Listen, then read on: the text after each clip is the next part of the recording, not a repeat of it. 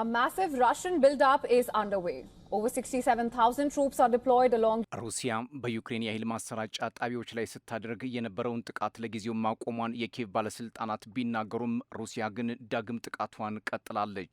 ሩሲያም ከዚህ ውሳኔ ላይ የደረሰችው ዶናልድ ትራምፕ በጉዳዩ ጣልቃ ገብተው ወደ ስምምነት እንዲመጡ ጥሪ ካቀረቡ በኋላ ቢሆንም ጉዳዩ ግን መልኩን ቀይሯል። ዩክሬን በአስቸጋሪ ቅዝቃዜ እንድትፈተን ያደረገ ከባድ የሚሳኤልና የድሮን ጥቃት በሩሲያ ደርሶባታል። በተለይ በኪየቭና ካርኪቭ ሁኔታውን የከፋም አድርጎ ቆይቷል። ትራምፕ ለሩሲያው ፕሬዝዳንት ቭላዲሚር ፑቲን ደውለው በዩክሬን የሚያደርጉትን ጥቃት እንዲያቆሙ መጠየቃቸውና ፑቲንም በዚህ መስማማታቸውን ገልጸው የነበረ ቢሆንም አሁን ላይ ኤቢሲ ኒውስ ይዞት የወጣው መረጃ እንደሚያሳየው ሩሲያ በ71 ሚሳኤልና በ450 ድሮን በመታገዝ ዳግም ጥቃት መፈጸሟ ነገሩን አወሳስቦታል። ዘለንስኪም በፑቲን ላይ ትልቅ ጫና ማክሲመም ፕሬዠር መደረግ አለበት ሲሉ አቤቱታቸውን አቅርበዋል። በሌላ በኩል የዩክሬን አየር ኃይል 38 ሚሳኤሎችንና 42 ድሮኖችን ማክሸፉን አስታውቋል።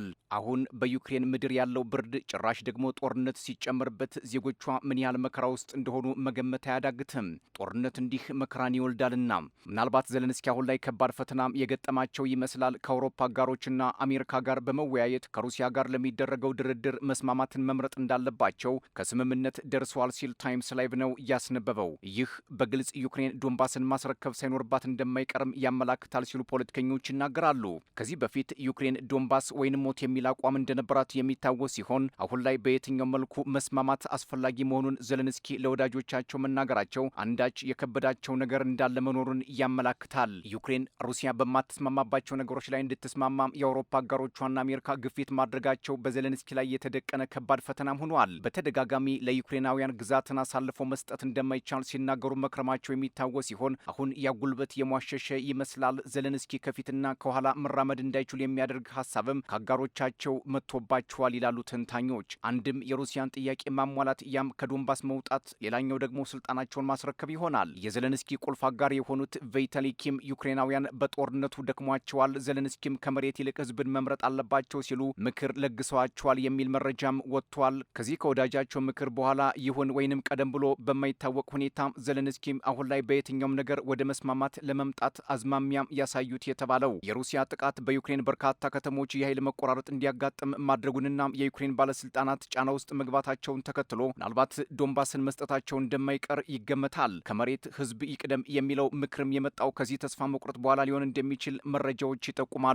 የዘለንስኪ መንግስት ወደ መስማማት ለመምጣት ከዚህ ቀደም ያልተነገሩ በርካታ ውይይቶች ከአውሮፓና አሜሪካ ባለስልጣናት ጋር ለ2 ወራት ያህል ሲወያዩ እንደቆዩ መረጃዎችም ወጥተዋል። ሩሲያ ለምንድን ነው ተደጋጋሚ ስምምነቶችን የጣሰችው ለሚለውም መልሶ የግዛት ጥያቄ ያም የዩክሬን ኃይሎች ከዶንባስ መውጣትና ዶንባስን ለሩሲያ ማስረከብ የሚለው ጉዳይ አለመፈታቱ መሆኑን ከዩክሬን አውሮፓና አሜሪካ የተወከሉ ባለስልጣናት በጉዳዩ ላይ ሰፊ ዳሰሳና ጥናት ማድረጋቸውም ነው የታወቀው። እናም የመጨረሻው ውሳኔ ዩክሬን ግዛትን አሳልፎ መስጠት እንዳለባት ሊያደርግ የሚችል አካሄድ እንደነበር፣ ለዚህም ዩክሬን መዘጋጀት እንዳለባት ተወካዮች ሳይስማሙ እንደማይቀር በርካታ ምንጮች እየጠቆሙ ነው። ስለዚህ ዩክሬን ነገና ሐሙስ በአረብ ኤምሬቶች አቡዳቢ በሚደረገው ስብሰባ ላይ በዚህ አጀንዳ ተስማማ ይሆን የሚለው በጊዜ የሚታይ ይሆናል። ባለፈው እሁድ ሊደረግ የነበረው ሁለተኛው የሩሲያና ዩክሬን የአቡዳቢ ድርድር በቁርጠኝነት የ4 ዓመቱን ጦርነት ለመፍታት ክሬምሊን ጉዳዩን ለሌላ ጊዜ ማስተላለፉ ይታወሳል። ያ ቀንም ነገና ሐሙስ ነው። ምን ውጤት ሊኖር እንደሚችል ግን ገና አልታወቀም። ክሬምሊን በጀርባ የሚደረጉ ጦርነቶች ቆመው ደም አፋሳሽ ግጭት መቆም እንዳለበት መግለጫ መስጠቱ፣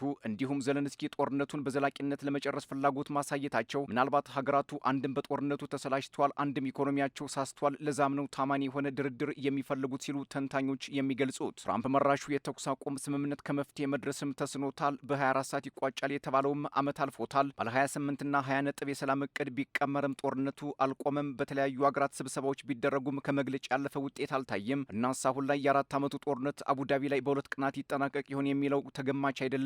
ለዶንባስ ግዛት ደማችን ይፈሳል ለሚለው 52 በመቶ ለሚገመተው የዩክሬን ህዝብ አሁን ላይ ዘለንስኪ ዶንባስን ቢሰጡ ምን ሊፈጠር ይችላል?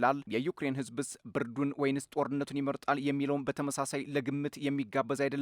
ዘለንስኪ ከዚህ በፊት ዶንባስን አልሰጥም ብለው አሁን ቢሰጡ የዩክሬን ፖለቲካ ምን ላይ እንደሚያርፍ ማወቅም አልተቻለም። ሩሲያና ዩክሬን ድርድር ተቀምጠው ሳይስማሙ ሲቀሩ በአብዛኛው ከፍተኛ የተባለ ጦርነት ማድረጋቸው ሌላው አነጋጋሪ ጉዳይ ነው። ከአንድ ስብሰባ በኋላም አንድ ግዙፍ ጦርነት ማድረግ ለሞስኮና ኪየቭ የተለመደ ሆኗል። የትራምፕ አስተዳደር በሁሉም አቅጣጫ ጣልቃ የመግባት አመልም ተጠናውቶታል። ከኪየቭ እስከ ቬኔዙዌላ፣ ከኢራን እስከ ዩክሬን፣ ከህዳሴው ግድብ እስከ ጋዛ ብሎም እስከ ሶሪያ ድረስ ረዥም እጁን በመጠቀም ጣልቃ መግባቱ እንደ እንቅፋት የሚቆጥሩትም አልጠፉም። በተለይ ዶናልድ ትራምፕ ዳግም ወደ ስልጣን ከመጡ ወዲህ ዓለም ላይ የጦርነት ነጋሪት ለመጎሰም አይቦዝኑም። ራሳቸው የጫሩትን እሳት ራሳቸው ለማጥፋት መሞከራቸውም የሰውየውን አምባገነን ወይንም አውራገነን የመሆን እንዲሁም ዓለምን በአሜሪካ ቁመናም የመለካት ጥብቅና ጥልቅ ፍላጎት ማሳየታቸው የዓለምን ፖለቲካ እንዳይረጋ አድርጎታል ሲሉ የሚያብጠለጥሏቸው በርካቶች ናቸው። ትራምፕ ለአንድ ዓመት ያህል ሁለቱ ወገኖች ለማደራደር ጥረት አድርጌያለሁ ቢሉም ሁለቱም ወገኖች በሚያነሷቸው የማይታረቁ ፍላጎቶች አማካኝነት እስካሁን ድረስ ለዋሽንግተን ኪየቭና ሞስኮ ከባድ ሆነው ቆይተዋል። የክሬምሊን ቃል አቀባዩ ዲሚትሪ ፔስኮቭ የሩሲያና ዩክሬን ንግግር እጅግ ውስብስብ ነው ሲሉ መናገራቸው አንዳች ለመፍታት ያስቸገረ ነገር እንደነበርም ይጠቁማል። በአንዳንድ ጉዳዮች ላይ ወደ ስምምነት ተቃርበናል፣ የማያስማሙን በርካቶች ናቸው ሲሉ የሚናገሩት ፔስኮቭ የትኞቹ እንደማያስማሙና የትኞቹ እንደሚያስማሙ ግን ግልጽ ከማድረግ ተቆጥበዋል። የሩሲያ ልዩ መልእክተኛ ኪሪል ዲሚትሪ ከአሜሪካ ባለስልጣናት ጋር በሚያሚ ፍሎሪዳ ባለፈው ሳምንት መምከራቸውን የገለጹት ፔስኮቭ መልእክተኛው በምን ጉዳይ ላይ እንደመከሩ ግን ዝርዝር ማብራሪያ አልሰጡ። እሁድ ዕለት የተጀመረውና በትራምፕ ጣልቃ ገብነት እንዲቆም የተደረገው የድሮንና የሚሳኤል ጥቃት ዩክሬንን አጣብቂኝ ውስጥ እንድትወድቅ እያደረገ እንደሆነም ይነገራል። አሁንም ጥቃቱ መቀጠሉ ሌላው አሳሳቢ ጉዳይ ሆኗል። በዚህም ጠንካራ ጥቃት 12 ሰዎች ህይወታቸው ሲያልፍ በርካታ ህዝብ ከመብራትና ውሃ ውጭ እንዲሆን ተደርጓል። እናም ዘለንስኪ የአውሮፓ አጋሮቻቸው የፈለጉትን የጦር መሳሪያ ማቅረብ አለመቻላቸው ተስፋ ሲያስቆርጣቸውም አልቀረም ይላሉ ተንታኞች። ባለፈው በዳቮስ ስዊዘርላንድ ተገኝተው ወዳጆቻቸውን ያመሰገኑት ዘለንስኪ የጦር መሳሪያ እጥረት እንደገጠማቸው መናገራቸውም የሚዘነጋ አይደለም። ባለፈው ወር የአውሮፓ አጋሮቻቸው 90 ቢሊዮን ዩሮ ለዩክሬን በብድር መልክ ቢሰጡም ኔቶም የጦር መሳሪያ ቢያጎርፍም ዩክሬን ዛሬም ድረስ በጦር ሜዳ ያለውን ጨዋታ መቀየር አልቻለችም። አሁን ዘለንስኪ በየትኛው መንገድ ጦርነቱ በሚያልቅበት ዙሪያ ለመምከር ተዘጋጅቻለሁ ብለዋል። የዶንባስ ነገርስ በቀጣዩ ስብሰባ ምን ላይ ይደርሳል የሚለው ግን ውስብስብ ጉዳይ ሆኗል። The temporary ceasefire is over and the war roars back to life with devastating